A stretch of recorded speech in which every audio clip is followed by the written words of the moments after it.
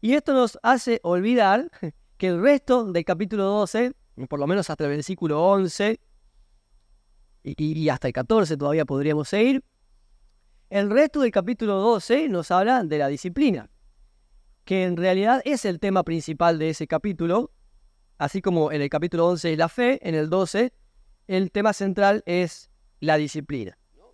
Y igual usar este pasaje, estos versículos para alentar a alguien está bien, porque es la intención del autor de la carta a los hebreos.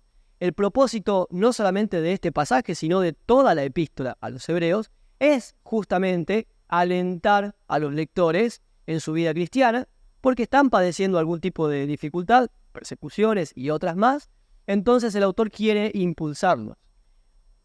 Pero una de las formas que usa, además de hablar de quién es Cristo, de cuál es su función y qué es la imagen misma del Dios invisible y esas cosas hermosas que dice acerca de Jesús, una de las formas en las que el autor quiere impulsar, alentar a los creyentes es reconfigurando en la mente de los cristianos un concepto importantísimo en la vida cristiana, en la vida en general, pero sobre todo en la vida cristiana, y es que la disciplina es buena. ¿No? El texto de Hebreos 12 tiene como objetivo enfatizar este punto en la mente y en el corazón de los creyentes. La disciplina es buena. De hecho, cita Proverbios capítulo 3, versículos 11 y 12, ahí en el versículo 5 y 6, y alienta a los creyentes, como Salomón había alentado a su hijo, en Proverbios: no rechaces la disciplina, no la menosprecies, no desmayes, no te incomodes, no trates de evitar la disciplina, no te quejes cuando te encuentres en la disciplina, porque la disciplina es buena. La palabra que dice en el versículo 10, Dios nos disciplina para lo que nos es provechoso, para lo que nos es edificante, para lo que nos hace bien. Y es importante que el autor de Hebreos le escriba esto a los creyentes y que lo leamos nosotros en el 2024, porque nosotros, igual que los hebreos de aquel tiempo y en general, no solemos pensar en la disciplina como algo bueno. Por eso cuando llega, nos incomoda y la rechazamos y no queremos pasar por disciplina. Al final le voy a hacer algunas preguntas al final del mensaje para ver qué es lo que, no necesariamente tengan que contestar, pero para ver qué piensan al respecto. En los versículos 5 y 6, no vamos a leer de nuevo los textos, los versículos, porque ya lo leyó Mirta y si prestaron atención, ya está fresco el texto allí. En los versículos 5 y 6 aparecen tres palabras que son muy interesantes, son muy fascinantes. Yo las tengo marcadas, si ustedes suelen pintar su Biblia lo pueden hacer también. La palabra disciplina, hijo mío, no menosprecies la disciplina, disciplina del Señor, ni desmayes cuando eres reprendido. Esa es otra palabra muy importante por él, porque el Señor al que ama disciplina, repite la palabra anterior, y azota a todo el que recibe por hijo. La palabra que se tradujo como disciplina es una palabra conocida para nosotros, es paideia, de donde viene nuestro vocablo, por ejemplo, pedagogía, viene de aquí, de esta palabra paideia, y se refiere, bueno, tiene varias acepciones, puede referirse a la crianza de un niño, también se refiere al entrenamiento, a la educación, instrucción, castigo o corrección. El castigo o corrección con miras de instruir. Hay cristianos, no sé si nunca, no tengo en mente si alguna vez charlamos de esto con ustedes, pero a veces converso con algunos hermanos que suelen distinguir entre el castigo y la disciplina y dicen, bueno, Dios a sus hijos no los castiga, los disciplina. Y en realidad en el término original no hay diferencia, y de hecho el mismo texto de Hebreo dice que sí castiga, pero el castigo de Dios sobre sus hijos es con el fin de disciplinarlos, es con el fin de instruirlos, de corregir algo que no está bien. Desde la perspectiva bíblica, el castigo y la disciplina son sinónimos para los hijos. Strong, que es un comentarista muy reconocido del texto griego, dice propiamente, la palabra paideia significa instrucción que capacita a alguien para alcanzar el pleno desarrollo. O la palabra que mejor debemos usar es madurez. La disciplina es esa instrucción que puede venir como corrección cuando algo no está bien, que lleva a alcanzar plena madurez o pleno desarrollo. Antes de seguir, yo quiero hacer un paréntesis acá, para instarles a ustedes a que si tienen que consultar algo, preguntar, opinar, esta no es una cátedra de la facultad donde yo hablo y ustedes escuchan y toman nota. Así que, si ustedes quieren levantar la mano, interrumpir, opinar, preguntar, contradecir, cuestionar algo, háganlo con libertad. Les digo esto porque a veces luego me hacen preguntas y es una buena pregunta, lo hubiésemos usado en el mensaje para enriquecer.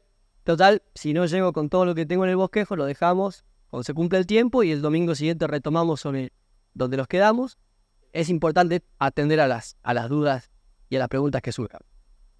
Entonces, hablando de la disciplina, paideia, esta palabra se usa acá, en Hebreos 12, y en dos textos más en el Nuevo Testamento. Uno de ellos es Efesios capítulo 6, versículo 4, que a los padres nos gusta citar cuando retamos a nuestros hijos.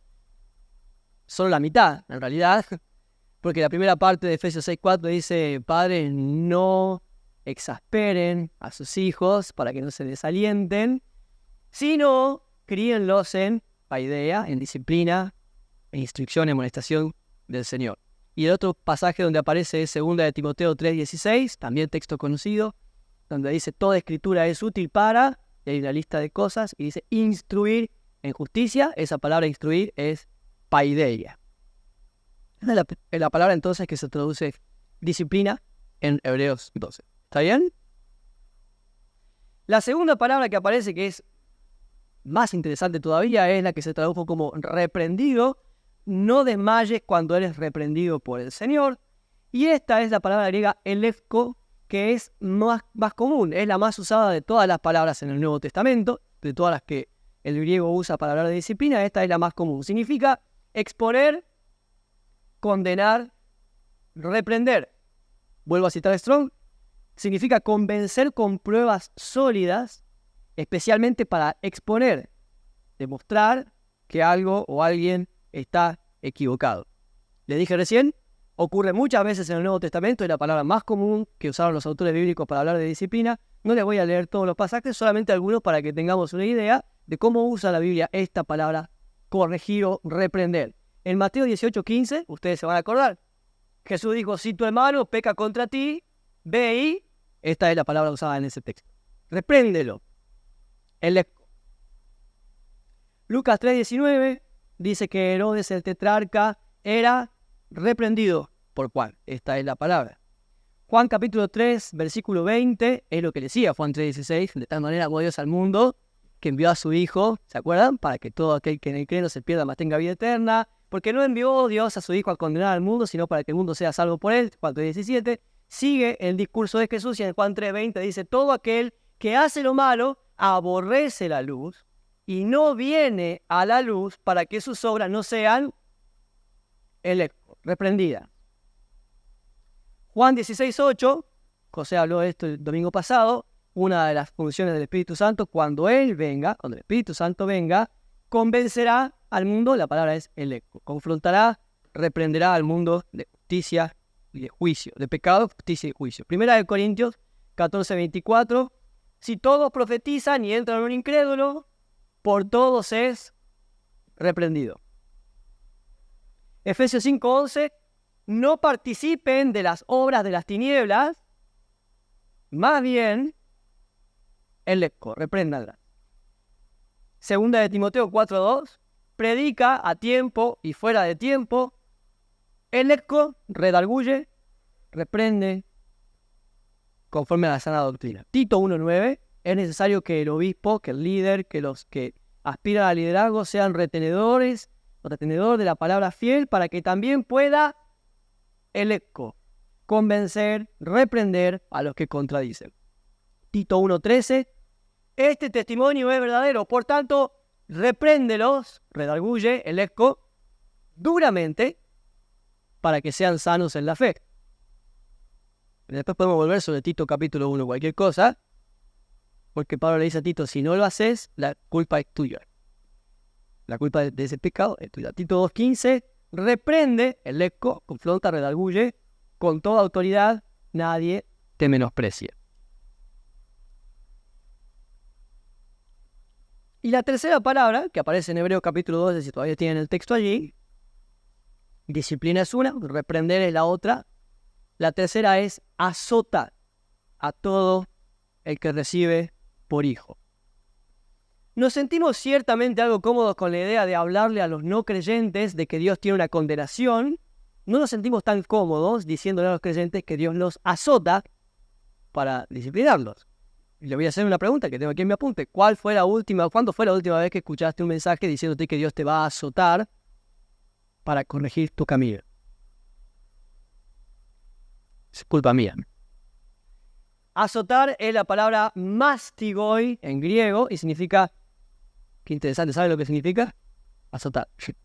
Flagelar era la palabra que se usaba cuando se ataba a los reos a un poste y se los castigaba con un látigo. De hecho, ese instrumento que se usaba para castigar es mástigo.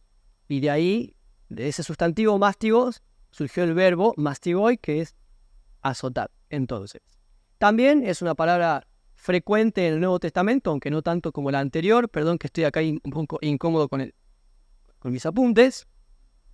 Además de Hebreos 12, también se encuentra en Mateo 10:17, cuando Jesús le dice a sus discípulos, serán entregados en las sinagogas para ser mastigoi, azotados. Y en Mateo 20:19, cuando dice que el Hijo del Hombre, Jesús está diciendo que Él va a ser entregado para ser azotado. Y luego, por supuesto, en los pasajes paralelos, Marcos, Lucas y Juan. Estas palabras son muy interesantes, pero el contexto en el que están incluidas en el autor de los Hebreos, o cómo el autor de los Hebreos usa estos conceptos, es aún más interesante porque insiste el Espíritu Santo, a través del autor de los Hebreos, nos está diciendo que la disciplina, la instrucción, la corrección, la reprensión y el castigo son un acto de amor. Versículo 7 de Hebreos 12. Si soportan la disciplina, Dios los trata como a hijos. Una pregunta importantísima. ¿Qué hijo es aquel a quien el padre no disciplina? Y una pregunta que está ahí, también entre líneas, ¿qué padre es aquel que no disciplina a su hijo? ¿Ustedes qué opinan de un padre que no disciplina a su hijo?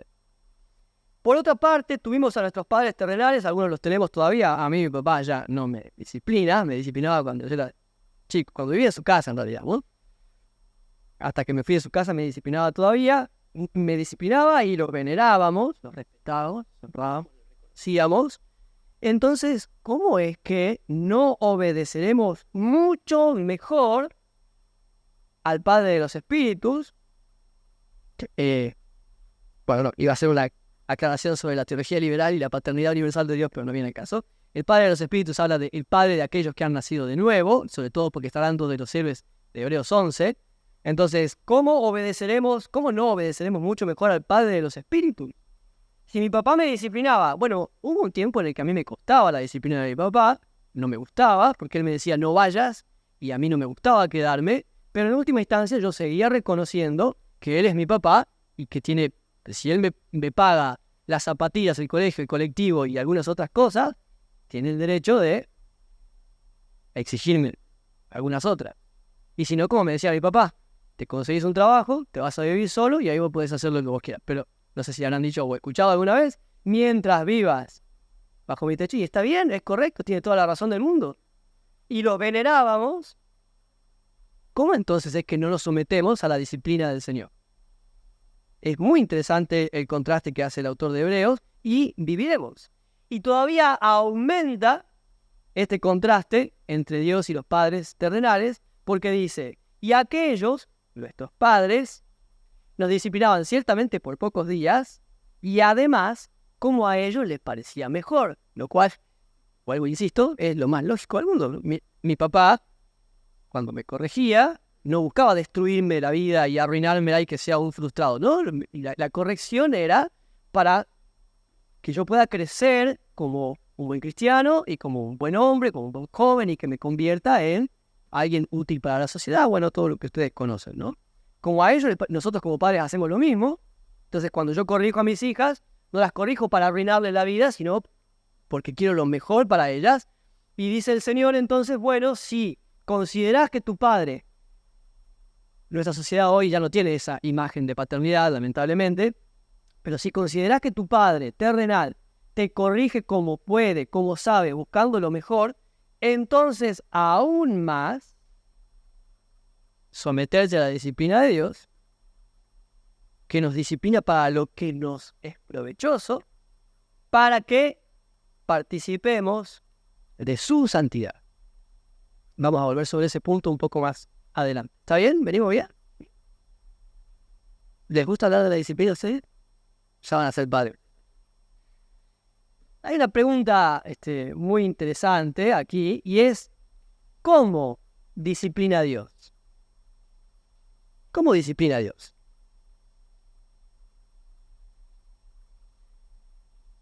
¿No saben? Bueno, según el texto de Hebreos, hay dos formas en el Nuevo Testamento. En la Biblia en general enseña que hay dos maneras en las que Dios disciplina, pero pensando en el Nuevo Testamento solamente, del texto de Hebreos y de los otros textos que les acabo de mencionar recién, notamos que hay una forma en la que Dios nos disciplina, que es por medio de circunstancias que atravesamos y que Dios usa para esto, para instruir, para corregir, para, Guille en su oración decía, para atraernos otra vez al camino correcto.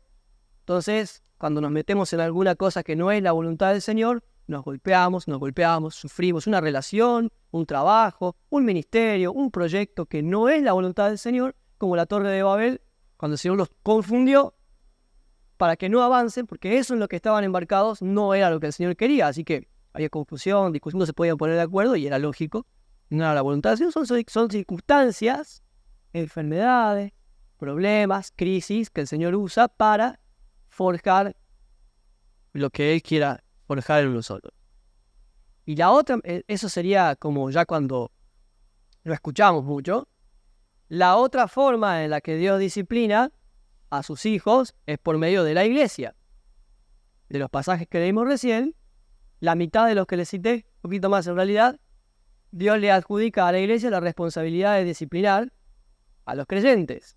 Por ejemplo, Mateo 18, que es el texto que leímos al principio, y ustedes lo conocen bien. Si tu hermano peca contra ti, ve y repréndelo a solas. Y si escucha, gloria al Señor. Y si no escucha, con testigos. Y si no escucha, con la iglesia.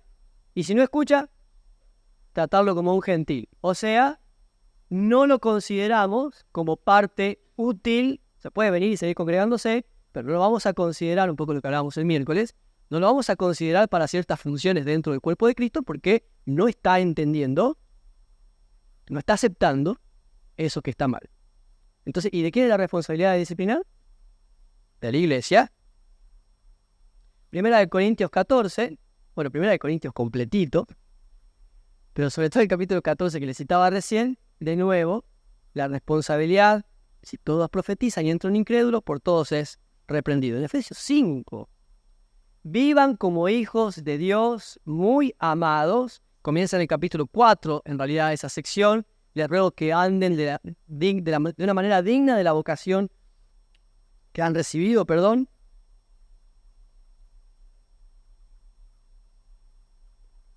Efesios 5, la responsabilidad de disciplinar de la iglesia. Segunda de Timoteo 4, la responsabilidad de Timoteo y del cristianismo en general. Vamos a pasar por esos textos después. Y en Tito 1 y 2, cuando dijimos recién, Pablo le dice, repréndelos duramente para que sean sanos en la fe. Generalmente, como antes está hablando de discusiones necias y de genealogías, solemos pensar que se refiere a falsos maestros fuera de la iglesia, pero el texto entero nos lleva a entender que son algunos dentro de la iglesia, a quienes Tito tiene que corregir, y muy interesante frase, repréndelos duramente para que sean sanos en la fe. Igual yo creo que todos nosotros que hemos nacido y crecido en la iglesia tenemos bastante claro que el Nuevo Testamento habla frecuentemente de la responsabilidad de la iglesia de disciplinar, ¿o no? ¿Alguien tenía alguna duda sobre eso? No, sí, todos sabemos que la iglesia tiene la responsabilidad de disciplinar. Y a cada responsabilidad le corresponde un deber.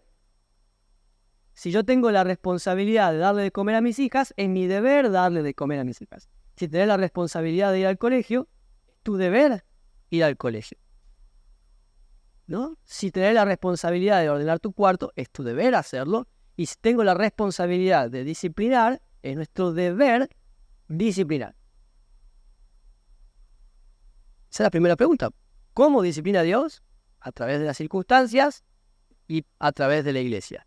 Hay una primera instancia de la disciplina que es esa que el Señor trae esa convicción a mi corazón, me habla a Él por medio de su... Obviamente siempre por medio de la palabra, es la base de todo, pero ahí está ese momento en el que el Señor me habla a mi conciencia y me dice, no vayas por ahí. Yo charlaba con alguien estos días, cuando estás tratando de esconder las cosas y que nadie se entere, no es buena señal. Si sentís que tenés que andar escondiendo algo es porque no está bueno.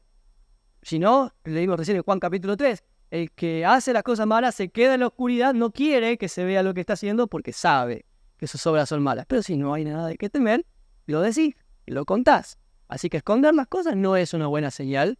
Ya la conciencia te está advirtiendo de que no es el camino. Cuando desoigo la conciencia y el Señor me habla por medio de su palabra y veo una película y vengo a la iglesia y hay un mensaje y escucho una canción y charlo con alguien y me habla, no está bien el camino por el que estás yendo. Cuando no oigo todo eso o se descubre mi pecado porque creo que puedo barrerlo abajo de la alfombra y que no va a pasar nada, acá es un buen ejemplo de que esa es una mala idea. Y cuando se descubre mi pecado y la iglesia me disciplina y no lo acepto, entonces las circunstancias. ¿Cómo disciplina a Dios? ¿Para qué disciplina a Dios? Lo dije recién, si ustedes prestaron atención ya está respondido. ¿Para qué disciplina a Dios? Para nuestra santidad. Hebreos 12, versículo 10. Dios nos disciplina para lo que nos es provechoso. ¿Y qué es eso que nos es provechoso? Que participemos de su santidad. La santidad, que nosotros, por ahí como que, es un concepto que nos resulta un poco ajeno, por supuesto, que no somos santos por naturaleza, pero la santidad se puede dividir en dos partes. Hay una santidad que nos es adquirida, Dios nos declara santos y nos aplica la vida justa, santa, consagrada de Cristo por la fe.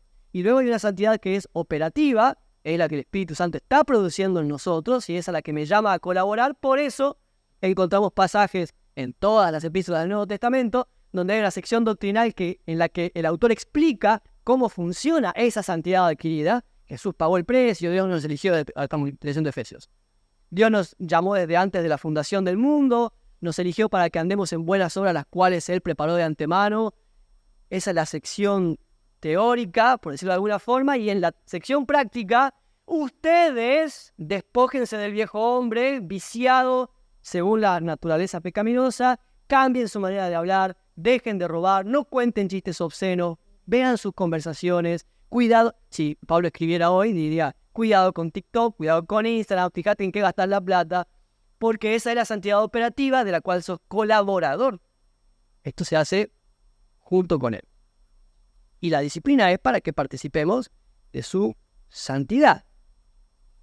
La santidad mía, propia, la de Lucas creyente individual, y también la santidad de la comunidad, de la iglesia de Cristo. Es un error creer que mis pecados no afectan a la iglesia del Señor o a mi familia.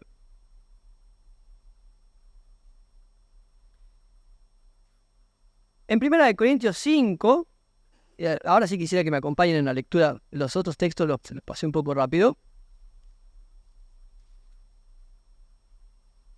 En 1 Corintios 5 hay un ejemplo, uno de tantos, de esto que estamos diciendo. De cierto, se oye que hay entre ustedes fornicación. La palabra fornicación es porneia, de donde viene nuestra palabra pornografía. Y tal fornicación que ni aún se nombra entre los gentiles, tanto que alguno tiene la mujer de su padre. Y ustedes están envanecidos, están enceguecidos, envanecidos es una buena palabra, ¿no? Están necios sobre eso. Conforme se han adaptado a eso, saben que eso está ahí y lo han dejado estar. Esa es la idea. ¿no debieran más bien haberse lamentado para que fuese quitado de en medio de ustedes el que cometió tal acción? Voy a volver a instarles a que pensemos en que la instrucción se la está escribiendo el apóstol Pablo, ¿a quién? A la iglesia, a toda la iglesia en conjunto. Ciertamente yo, que estoy ausente en cuerpo pero presente en espíritu, como si estuviera presente en cuerpo, ya he juzgado al que tal cosa ha hecho.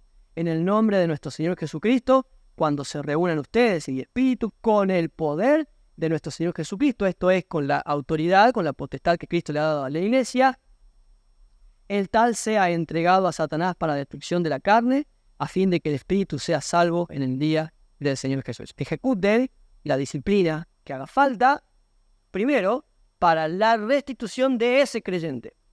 Lo está tratando como creyente, ¿eh? Versículo 6. Hermanos, no es buena vuestra jactancia. No está bien que ustedes se sientan cómodos con el pecado de ese hermano. ¿No saben que un poco de levadura leuda toda la masa? O sea, hay un primer momento de la disciplina para ese hermano que está en pecado, hay que disciplinarlo por él, pero además, un poco de levadura leuda toda la masa. También es por el bien de la comunidad. Límpiense, pues, de la vieja levadura, para que sean nueva masa, sin levadura como son, porque nuestra Pascua, que es Cristo, ya fue sacrificada por nosotros. Así que celebremos la fiesta no con la vieja levadura, ni con la levadura de malicia y de maldad, sino con panes sin levadura de sinceridad y de verdad. Les he escrito por carta por carta que no se junten con los inmorales, es la palabra fornicario, de nuevo porneia, y no me refiero solamente a los fornicarios de este mundo, o con los avaros, o con los ladrones, o con los idólatras, pues en ese caso les sería necesario salir del mundo y comprar terrenos en la luna como se están vendiendo. Más bien les escribí que no se junten con ninguno que, llamándose hermano, fuera fornicario, o avaro, o idólatra, o maldiciente, o borracho, o ladrón, con ese ni siquiera coman. Porque, ¿qué razón tendría yo para juzgar a los que están fuera? ¿No juzgan ustedes a los que están dentro? Porque a los que están fuera los juzgará Dios. Quiten, pues, a ese perverso de entre ustedes. Ahí tenemos una instrucción de Pablo a los corintios diciéndole, hermanos, ustedes como iglesia, cuando se reúnan con la autoridad de Cristo, tomen alguna determinación sobre ese que está pecando, porque un poco de levadura leuda toda la masa. Y además, él mismo necesita la disciplina de la cual habla Hebreos 12, para que sea corregido, para que su espíritu. Bueno, no sabemos qué significa entregarlo a Satanás, así que no voy a especular sobre eso. Ustedes pueden investigar en su casa, pero sí está bastante claro lo que viene después. Déjenlo solo. Lo que es la excomunión, que para los cristianos evangélicos del siglo XXI es un concepto totalmente ajeno, porque hay otras iglesias que manejan muy bien este concepto de excomunión, donde dice, si te apartamos, este creyente entiende que es una de las peores cosas que le puede pasar. ¿Cómo me apartan de la iglesia? Me quitan de la comunión. Bueno, el catolicismo enseña, sin comunión con la iglesia no hay salvación fuera de la iglesia. Así que ellos tienen bastante bien entendido este concepto de comunión. Les resulta un peso que me quiten de la comunión. Nosotros los evangélicos no tenemos esta idea, porque si me retan ni me echan, en el mejor de los casos me busco otra iglesia. Lo que ocurre frecuentemente es que yo me hago la mía a mí. Un grupo de hermanos tan rebeldes como yo y un garage y arrancamos y me pongo mi propia iglesia. Pero el concepto de excomunión del Nuevo Testamento es cuando se sienta que lo aislás, que lo cortás, tiene que ser la disciplina para el creyente. Qué increíble, ¿eh? Apártense, no se junten con ese perverso. Quiten a ese perverso de entre ustedes. Por supuesto, ahí algunos dicen, bueno, lo que pasa es que tenía de amante a la mujer del padre también, ¿qué querés? Sí, ese era un caso bastante exagerado. Sin embargo, la cláusula, el principio, la esencia del texto sigue siendo la misma para cualquier tipo de pecado. Debe la iglesia disciplinar a los que pecan. Ahora les voy a hacer las preguntas al final para que vean cómo funciona. Primera de Timoteo 5. ¿Está bien? ¿Quieren hacer alguna pregunta o acotación? No voy a aceptar mensajes en la semana, ¿eh? No, después de la semana cualquier cosa le escribe. Sí. Primera de Timoteo 5, 20 y 21. Uno de los pasajes le contaba a uno de los jóvenes la semana pasada. Uno de los pasajes más duros para mí, más difíciles para mí. Primera de Timoteo 5, 20. A los que persisten en pecar, repréndelos delante de todos, para que los demás también teman. NBI traduce para que sirva de escarmiento. A los que persisten en pecar, repréndelos delante de todos, para que los demás también teman. Hay ahí según los comentarios que ustedes lean, van a encontrar que, bueno, ¿a quién se refiere con los que persisten en pecar? El versículo 19 está hablando de los ancianos, así que sería una disciplina para los que ocupan un cargo de liderazgo. John MacArthur, como bien lo dice, no hay, el adverbio que está usando no sirve, no es suficiente evidencia para decir que se refiere a los ancianos. Pero si así fuera, igual la enseñanza es siempre clara en el Nuevo Testamento. Ya vamos a leer otros pasajes al respecto. A los que persisten en pecar. Usted discutió con su esposa, discutiste con tu esposa y te enojaste y le dijiste algo que... Yo entiendo eso, porque discutimos. Si se están decepcionando, les cuento que yo discuto con Gaby. Generalmente ella tiene razón. Después de 13 años de casado ya aprendimos. Sí, siempre tiene razón. A veces discutimos y puede ser que eventualmente discutas. Puede ser que eventualmente digas algo que no debiste decir. Tal vez eventualmente digas alguna cosa de la que te arrepientas y tengas que pedirle perdón y ella está picando la cebolla y vos le decís, ¿está bien? ¿Sí? ¿Qué te pasa? Ese tipo de cosas que son comunes en el matrimonio. Pero distinto es cuando sistemáticamente ofendo a mi esposa en el trato que le doy. Eso es a los que persisten en pecar. ¿Vos no sabías que tenías que tratar bien a tu esposa? Sí. ¿Y por qué la seguís tratando mal hace 10 años, 5 años, 2 años? Eso es a los que persisten en pecar. Saben que está mal, entienden que es pecado y lo siguen haciendo. Y dice el Señor, a los que persisten en pecar, repréndelos en público para que la iglesia entera entienda que el pecado no es un chiste y que la santidad no es un chiste. Reto a las chicas, le digo, si corren adentro de la casa, si saltan arriba del sillón, si se cuelgan de los focos, nunca hacen. Esa es travesura. Dibujaron el nombre en la pared. Esa es travesura. La travesura es travesura. Mentir es pecado. Robar es pecado. ¿Y cuál es la diferencia entre la travesura y el pecado? Que la travesura la corrijo, digo, agarro una esponja, limpiar la pared. El pecado, es una ofensa contra Dios. Y yo tengo que aprender a tratar el pecado como pecado. Puedo ser obsecuente, condescendiente, bueno, es algo que Dios tiene que trabajar. No, es pecado. Y eso es lo que le está diciendo Pablo a Timoteo, a los que persisten en pecar, repréndelos en público para que todos entiendan que la santidad es un asunto serio, que de hecho la Biblia es bastante clara al respecto,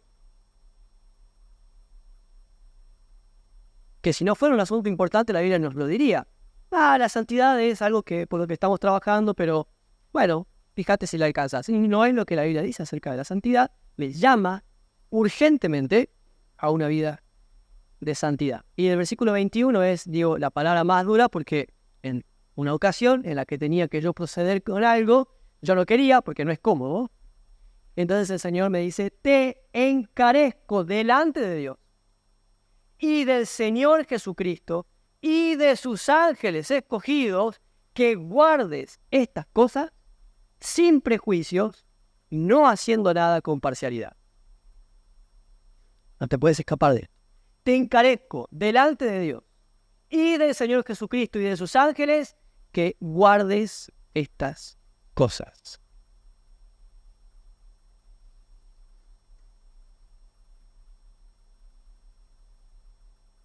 Veamos Tito 3:10, que está ahí al lado.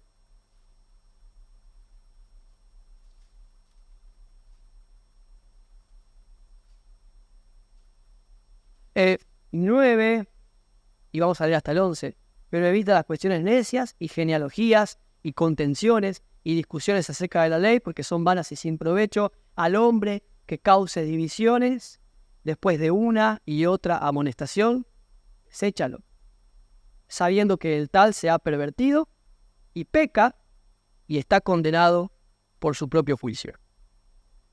Otra vez, aquí la palabra que cause, la palabra divisiones es la palabra heréticos, pero el concepto de herejía como una enseñanza contraria a la del Evangelio es posterior al uso bíblico. En la Biblia la palabra heréticos aparece 3 veces y las 3 se refiere a divisiones, a fracturar, a romper.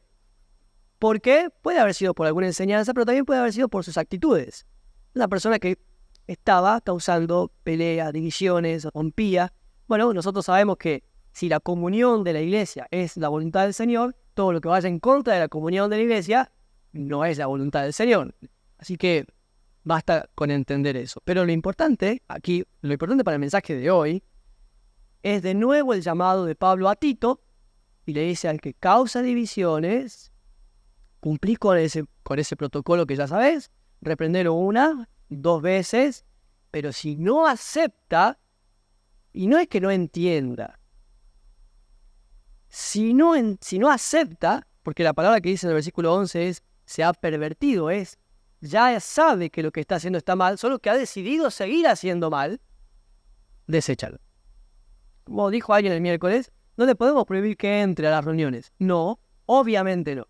Al contrario, yo prefiero que siga viniendo y que se siente y que escuche, pero en la próxima elección de comisión directiva yo no lo voy a votar porque no está preparado para ocupar un cargo de influencia en la iglesia cuando después de una amonestación y otra amonestación y otra amonestación persiste en su pecado.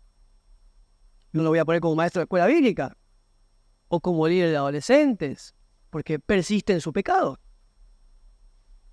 ¿No? ¿Qué clase de creyente persiste en su pecado?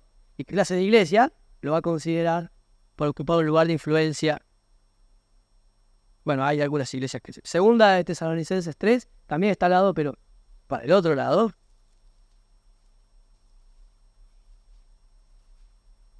Qué raro que están tan callados.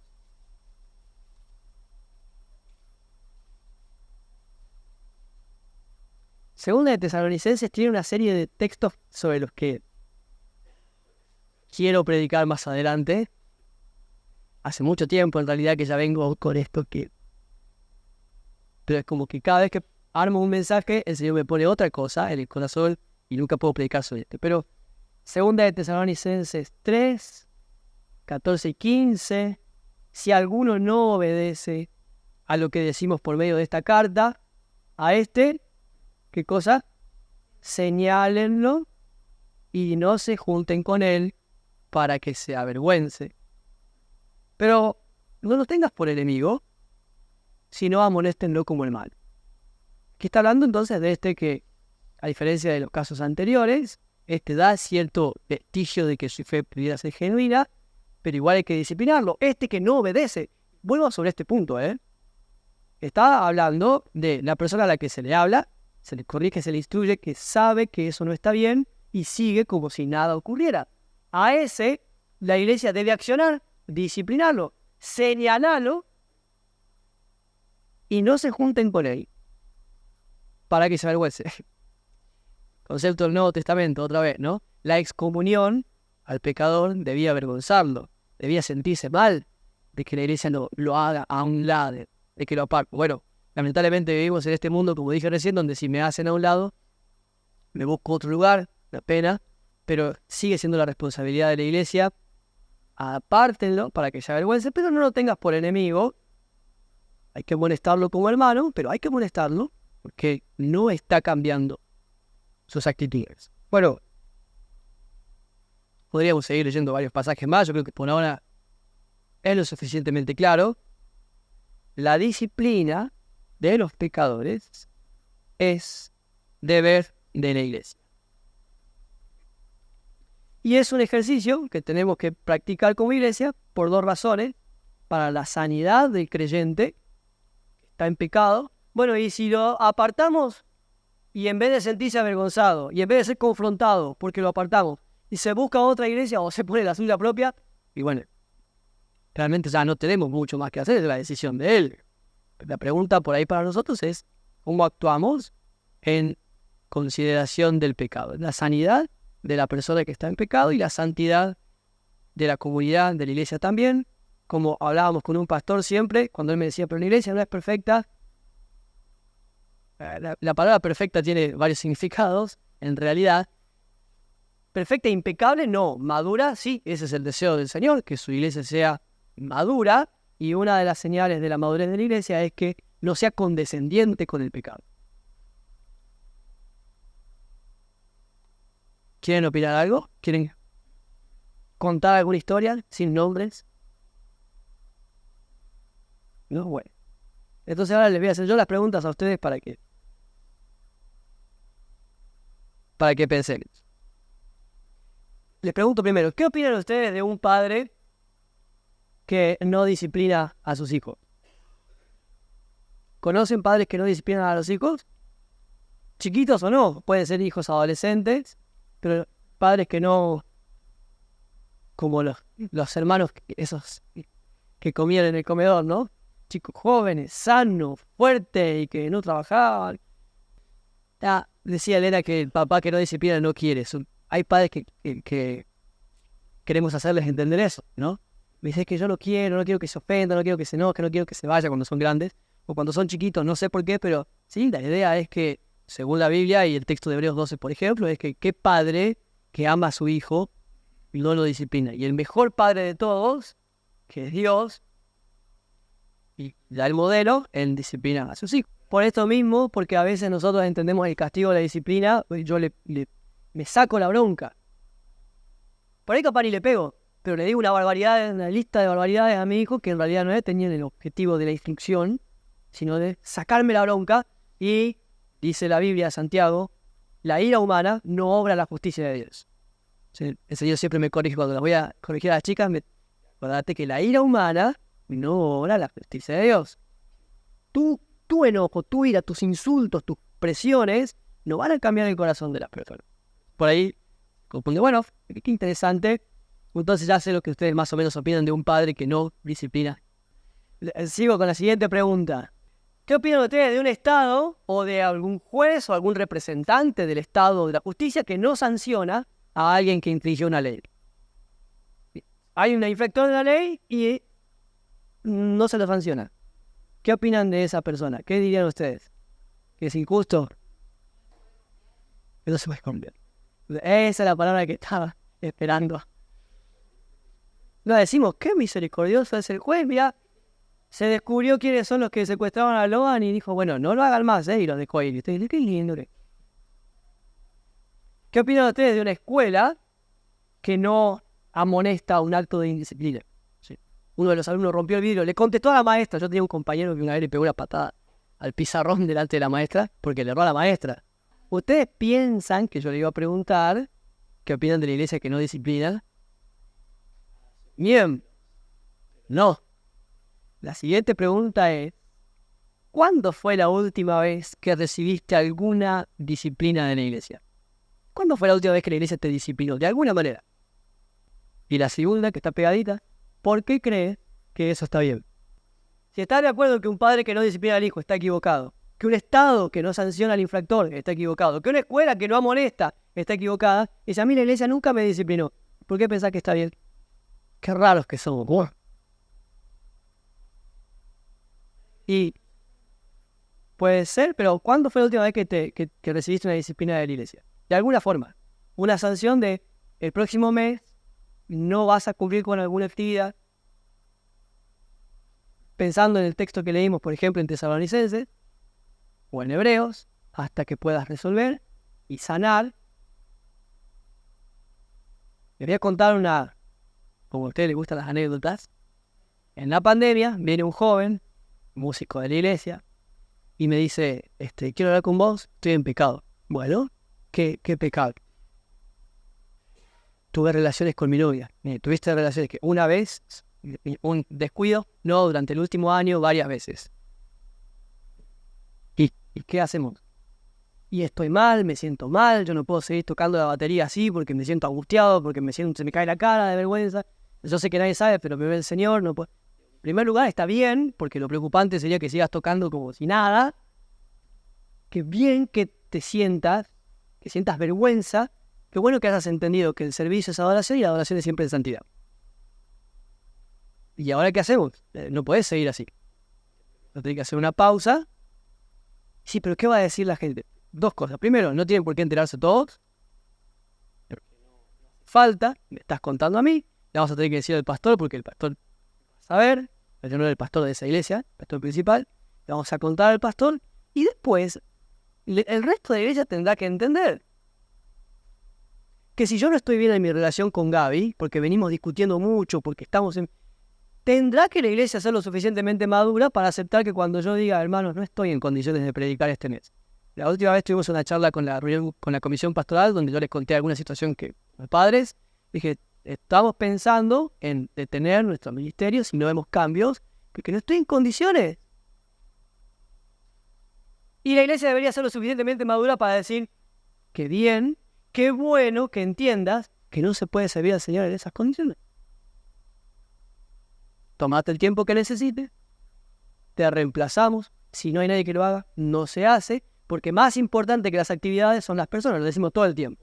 Igual sacrificamos personas para tener actividades. Igual nos obligamos a servir en pecado con tal de que funcione.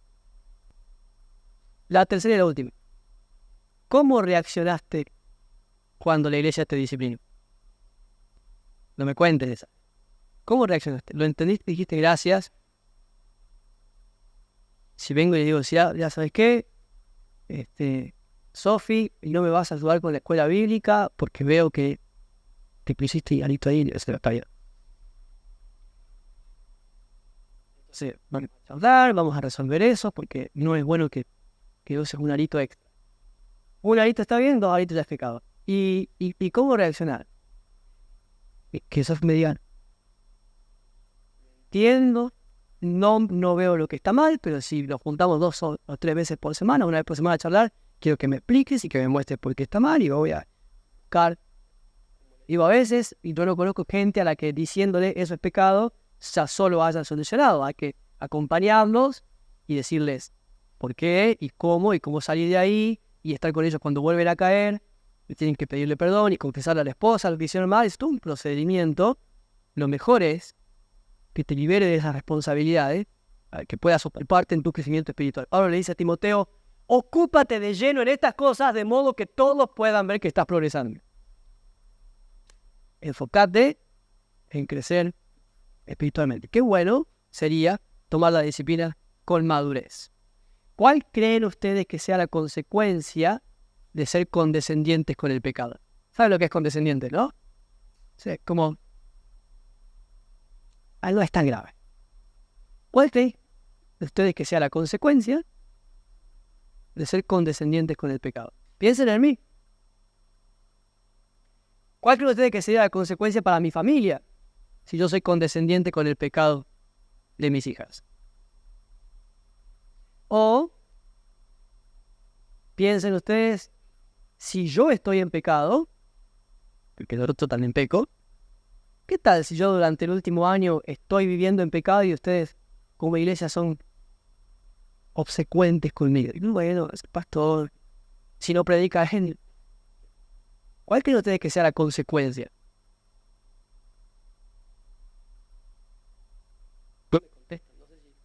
¿Creen, debe el Señor bendecir? No, esta sí. ¿Debería el Señor bendecirlos como iglesia y prosperarlos sabiendo ustedes que yo estoy en pecado y no hacen nada conmigo? ¿Debe? ¿Puede? ¿Lo hará? Bueno, ahí tenemos unas cuantas. O sea que, si no tienen alguna cosa que agregarle, los voy a invitar a que oremos.